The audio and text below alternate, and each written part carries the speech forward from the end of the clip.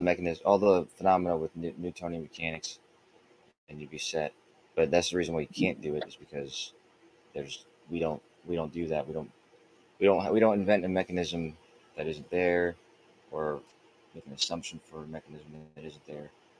So there's without the mechanism creating that force, we're left not using the Earth as a fixed frame.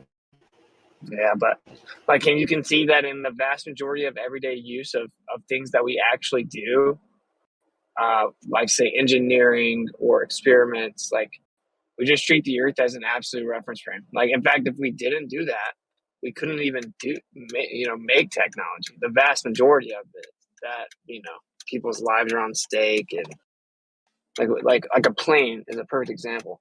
Planes are not engineered to account for the Coriolis effect, and pilots do not address that either. Pilots just fly the plane as if the Earth is an absolute reference.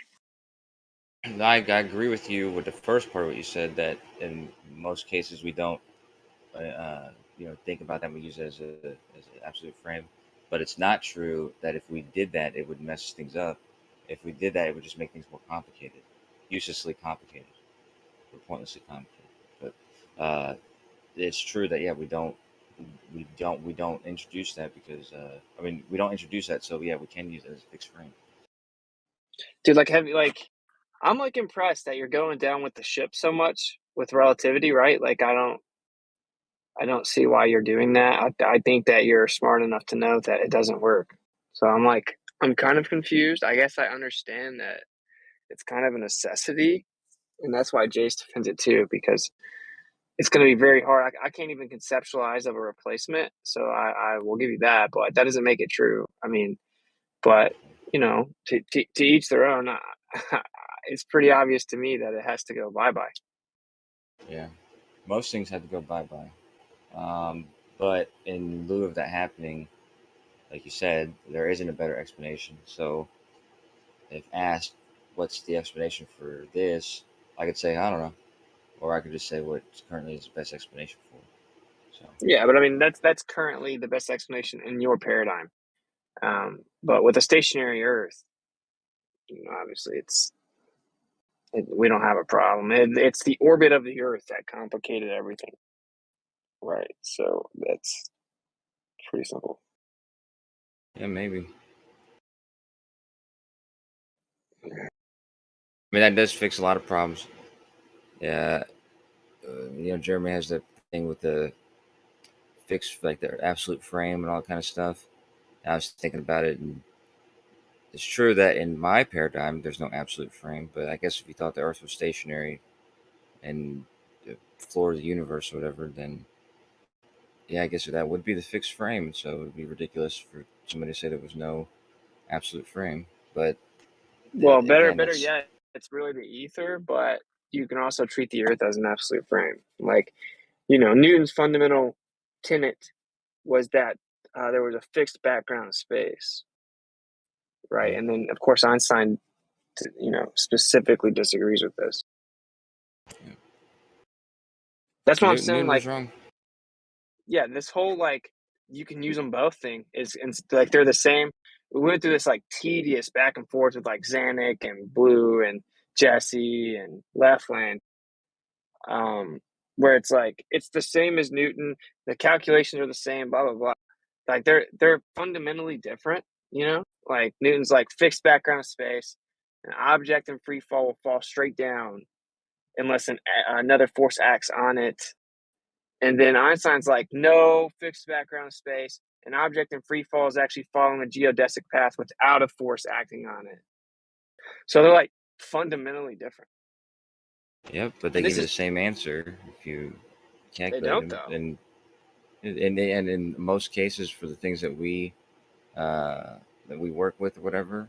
And again, you're talking about two different things when you say that. But if you're talking specifically about gravity, then which is what general relativity is talking about, at least, then yeah, those, yeah, in the cases that don't involve fast velocity, so you don't need special relativity, and they don't involve giant masses, so you can use just Newtonian gravitation, And yeah, they approximate, or Newton's laws approximate the same answer as Einstein's. No, no, no.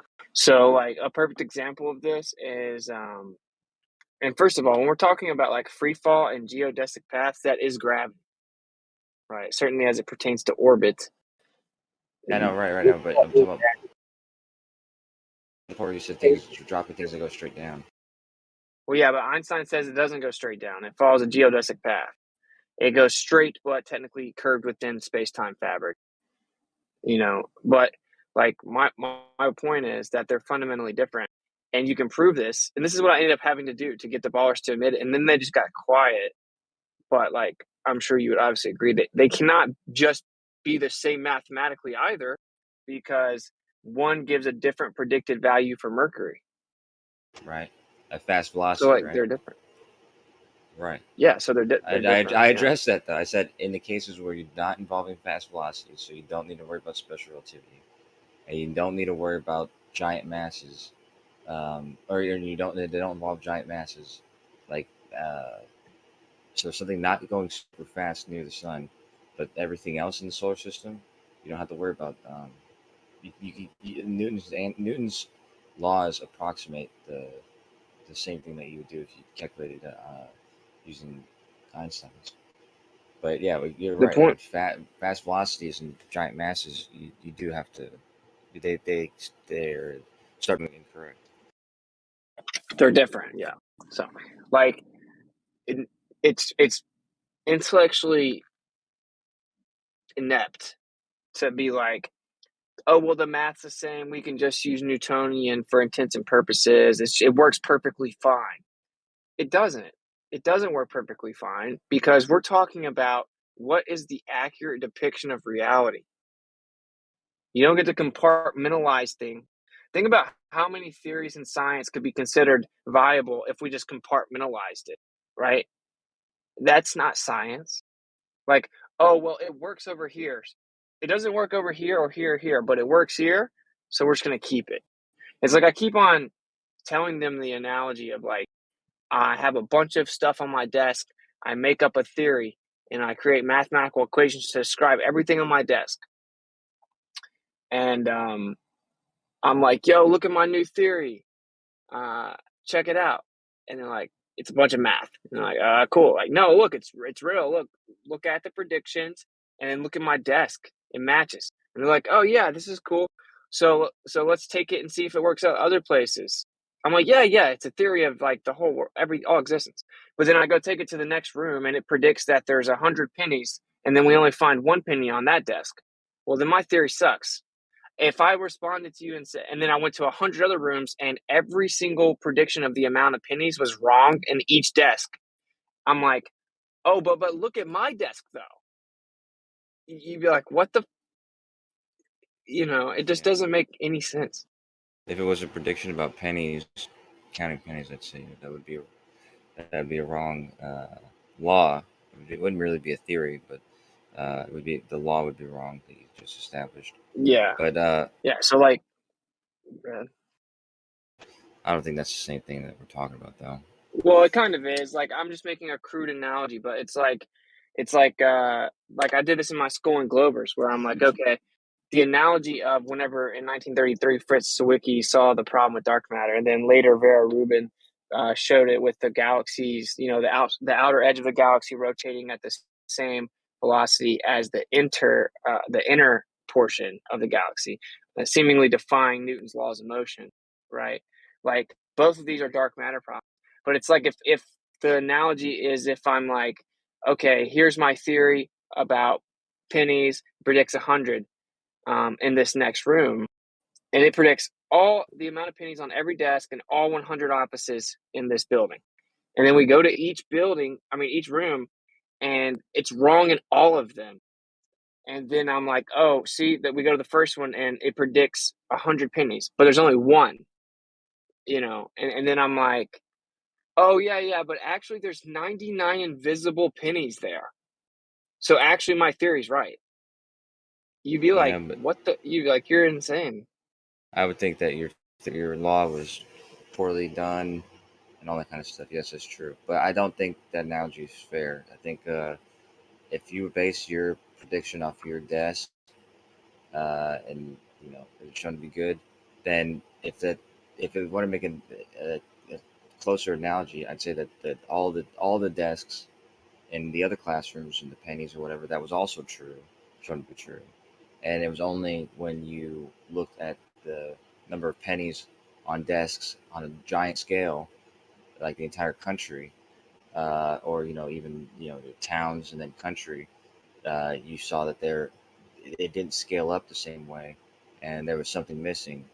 And it may be the problem, it may be that your law with counting pennies is wrong, but it could be correct, and there just be something exotic having to do with the greater, like, because we never went to any other school, or we never went to any town or the whole country, but we do have communication with them, so we're making assumptions about the fact that their desks work the same way our desks work. So the whole point is that we know there's a flaw, but we don't know if it's the law itself or if there's just something exotic and unknown that you know we just don't know about Yeah, yet. just using the word exotic, dude. I mean, that's how you describe attractive women from other countries. Like That's I true. don't see how that.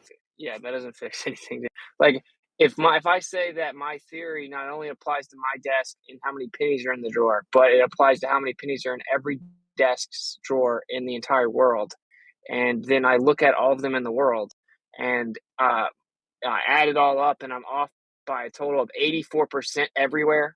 Like my theory sucks. It should just be trashed. We can count the pennies. So like who cares if I have a theory to explain it? Because my theory doesn't work. So we can just go count the penny. We can show the ratio and the relationship, right? And then so that's what I don't understand is why haven't any scientists, quote unquote, like just taken the actual visible math, taken that math, just taken that math and then showed the motion and then said, okay, here's the whole spectrum of data that we have to explain, and then go from Is there. that's what they're doing first of all, but there's different ideas, there's different hypotheses for why those things are coming up. So that's what I'm saying is that when I say exotic, I just mean unknown, or it's like in this example of this pennies in the classroom. Like you have to understand that we have immediate um, immediate ability in that classroom to count our pennies, and we have almost some ability to go to the other classrooms and test their desks. And actually, we're shown that those are correct. So, and even other schools close by, those are correct. It's only whenever we start comparing like a big picture things like towns and cities, and then the whole country, and that kind of thing. And the thing is, we don't have direct access to them. We have observational access, and even that's somewhat limited.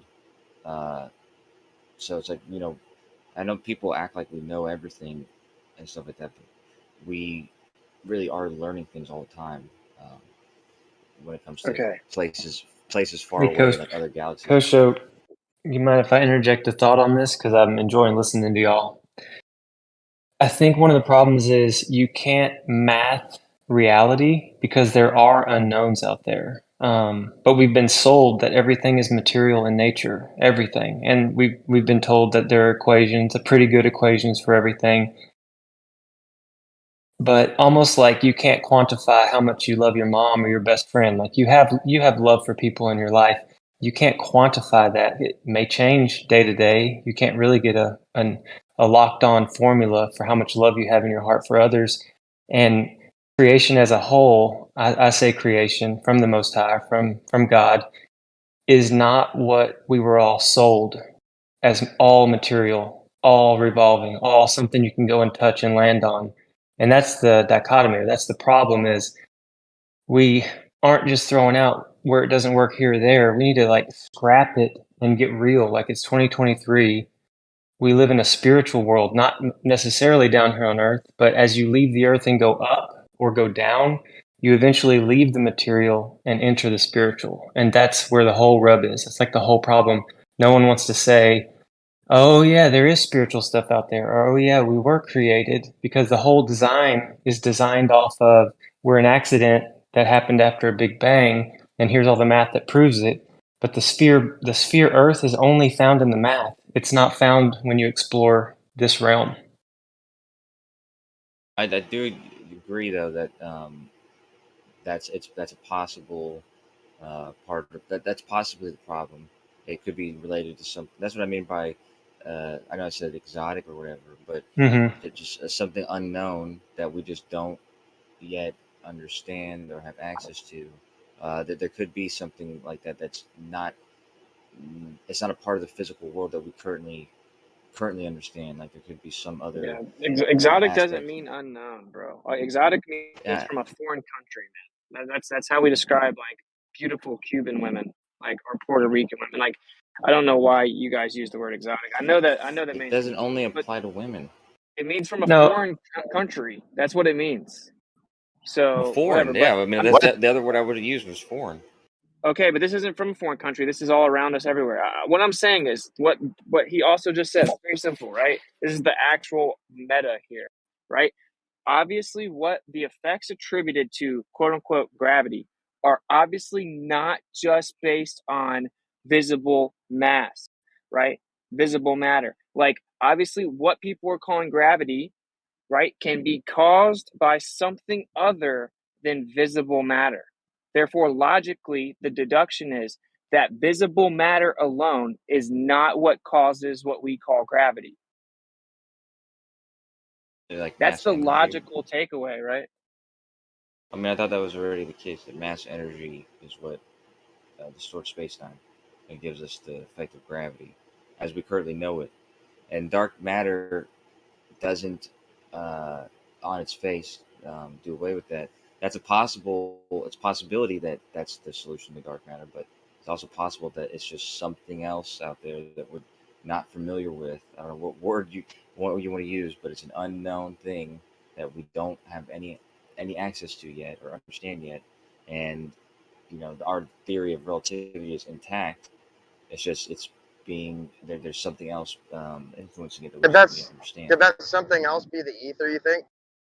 Yeah, obviously. Uh, That's what I'm it depends on how you define the ether, but in any definition I've heard, except one, no. How about just a pure potential state of energy? The pure potential state of energy, you have to define that. In a, Yeah, 'Cause I mean, pure you could say pure. the quantum fields are a pure potential state of energy. How about an inertial state of rest? Most inertial states are at rest. wait. I just got Or to like, this. can What you I got show to. me? Can you show me one thing at rest? An inertial state. Can I you give just me an example of that other than just verbalizing? Um, sure. Anything with a constant velocity in reference to something else. well, I mean, something you're with the a one who constant invoked velocity is it. not at rest. Something at constant velocity is not at rest. Has a If velocity. yeah, it's at rest So do you in want to that retract frame. that statement that most things are in inertial state of rest? I didn't say most things. I said inertial states. But yeah, So can you give me an example? in that frame, it is at rest. Yeah. So yeah. Okay. Let's just cut to the chase. In his paradigm, right? Uh, anything inertial is at rest because even if it's in motion, if it's a constant velocity, that's called inertial, which means unchanging. And in relativity, obviously, there is no such thing as actually being at rest. It's all relative to the reference frame. So, right. We'll just cut to the chase. Because what It's I'm not trying to, I really don't necessarily a want to get, frame. yeah, okay, look, I just want to really not lose this here. You said that that's a possible explanation. It's the obvious explanation. The effects attributed to gravity are not just based on mass. And saying energy doesn't change that because energy and mass are interchangeable in your paradigm.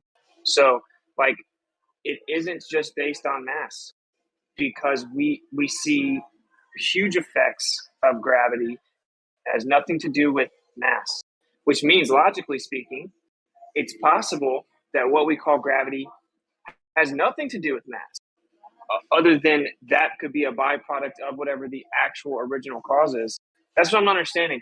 What I'm trying to ask you is, why would that not only is it not entertained really, but it's like the obvious takeaway. It's like the most logical necessity at this point. You know Because what it I'm saying? doesn't. Like we see go ahead. That's not obvious. Like it does see. It seems like mass energy is indeed the number one culprit to what warp space time. It gives us the effect of gravity, and only in this case where, um, dark matter or whatever. But like I said, it could be the case that there's a different explanation for gravity, but then that would, everything else wouldn't make sense that we see with general relativity. But it could still be true. But what seems more likely is that there's just some other material or some other aspect of, the greater uh, universe, on a galactic scale, that just there's some property or some material that we just don't yet, know how to detect, or uh, there's plenty of reasonable explanations, like the one about the weakly interacting particles, or the tiny uh, far apart particles. Like it'd be like gas that's just not even in any way collected The together, far but particles. is enough. But there's enough. Look, here's the deal, man. We see what the effects attributed to gravity, right? Uh, without mass. Okay. So the effect attributed to gravity cannot be caused by mass. Why do It's you just a say? Why do you say? logical axiom. What's the examples you're talking about where you say we can see it without mass? When we look out in the universe, if we see something with 1% mass, or like say we see a gravitational effect, and based on the claim that mass causes gravity effectively, then there should be 100% of the predicted value, but there's only 1%. You cannot then logically take away that mass is causing that gravity. That like Can I so ask him a question? I Is just that don't based get it. on that's based Hey, off the light hey Kosho, that it's emitting? what's Yeah, the go for it. connection between gravity and magnetism? There's not one. All right, can you show me anything in the universe that's not magnetoreactive? Uh, Magneto-reactive? I mean, like the X-Men? No, like as in paramagnetic, diamagnetic, stuff like that. Oh, like a material, you're saying? Is there anything in There's the a magnetic, universe that you can show me that's not magnetoreactive? yeah, light. Oh, really? Light doesn't have a magnetic component. No. How about EMR? Isn't that fit within the full spectrum of light? Electromagnetic radiation? Yeah, electromagnetic radiation, magnetism.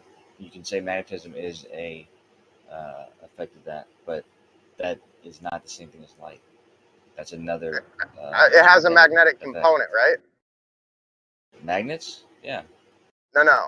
You said, I asked you, I'll repeat the question because you're kind of obfuscating. Is there anything in the universe that's not magnetoreactive? You said light, although Light, light yeah. has a magnetic component already involved in it inherently. So that's kind of It like doesn't. wiped off the table. Do you have anything else? No, why don't you explain what you're saying, dude? Because it doesn't. Light doesn't have a magnetic component. Why are you Okay, saying that? so again, light within its full spectrum is electromagnetic radiation. So how could you say Yeah, light doesn't have a magnetic component when it's already it doesn't. included in the name? It doesn't have a magnetic component. It just doesn't. You can say it's Uh, electromagnetic radiation, but it doesn't have a Britannica, magnetic component. Britannica, There's no My magnetic point property is, of light. Kosho, if everything is magnetoreactive, then there would have to be a connection between gravity and magnetism. Yeah, it's not yeah. though. So you're asking two different questions. When you say, does electromagnetism have magnetism in the name? I'd say yes, it does. If you say, is light magnetoreactive?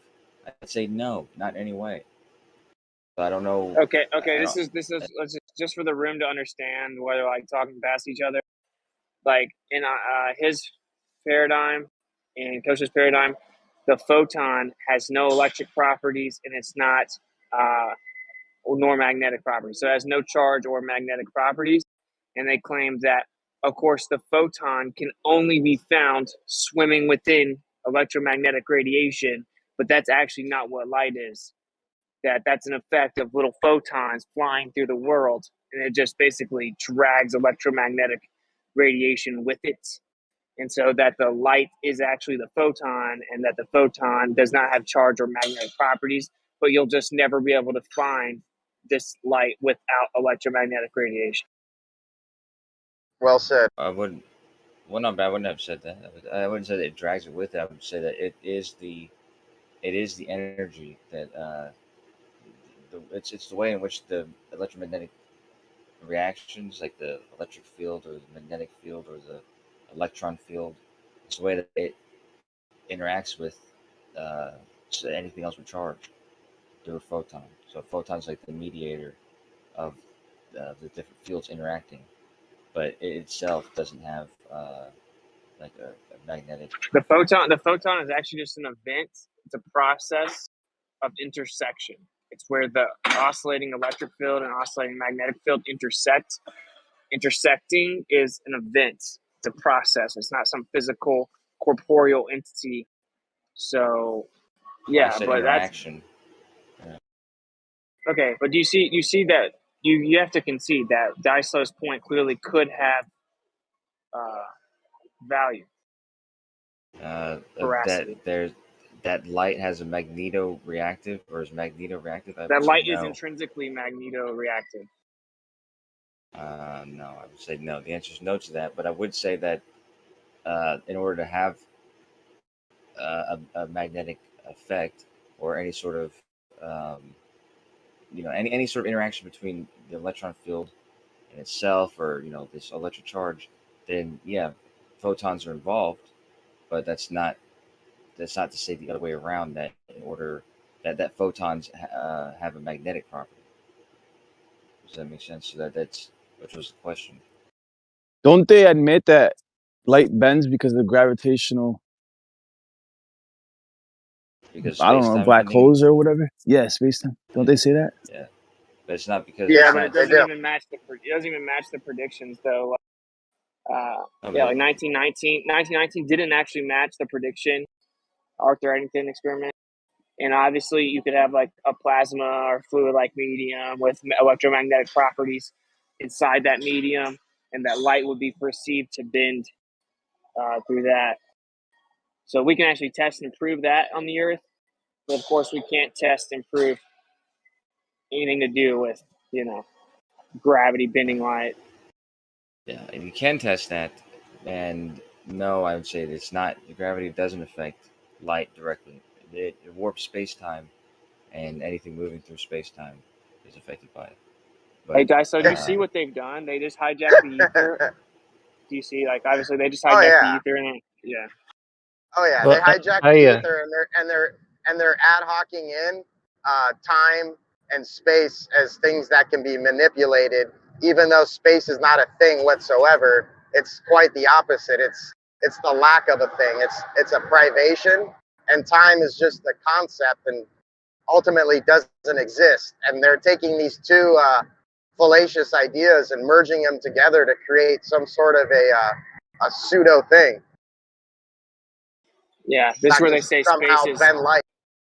and then what they do next in response to you is define space as math, and uh, and then think that that math can bend and warp, or that math can have physical properties, when it's literally a conceptual mathematical description of volume, void of any physicality, right? So yeah, it just logically bankrupt. It doesn't even make sense.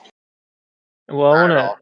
I want to interject a compliment to Kosho and a encouragement. So I want to compliment you, Kosho, for being able to entertain or communicate with Witsit and some other people that think differently than you without being triggered and without being like super emotional about it. You're just talking things out. And it's awesome to just listen to y'all talk, and like we can ponder our own things and learn, kind of towards your way or kind of towards Witsit way, which is epic. Number two, the encouragement is it sounds like your response are automated, almost like ChatGPT. Like you can't go off the script. You have to just say what you know because you're invested. You have a lot of knowledge and wisdom and insight into the paradigm that you're from.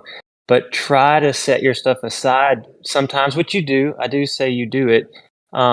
Like machine learning, if you will. Like AI is trying to learn supposedly to advance.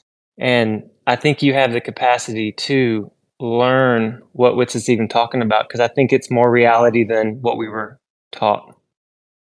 Well, I appreciate Yeah. that. And I also appreciate talking with you guys. That's why I'd rather just talk about it. This stuff. Yeah, and I appreciate your time, but I'm going to go back on mute. Yeah, thank you.